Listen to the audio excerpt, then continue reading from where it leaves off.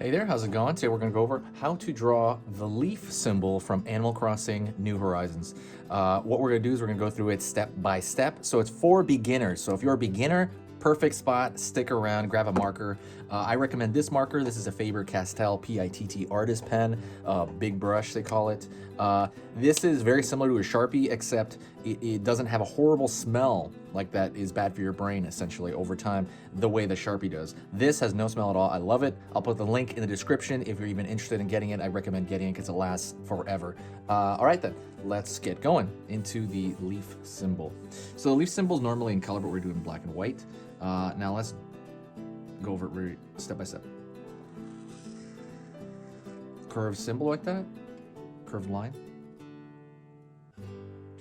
Then I'm gonna curve back. Kind of looks like a twisted heart almost.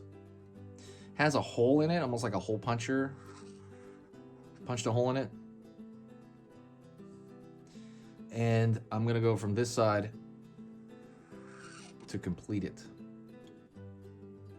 I'm gonna leave that open right there because that is gonna have, this will be the stem. And then now we're gonna push this in here. Another curved line, but this is gonna be the center of that leaf. Pull another line out here. Pull another line out here. Pull another line out here. Pull another line out here. And that's it. You have that leaf. You have the Animal Crossing leaf.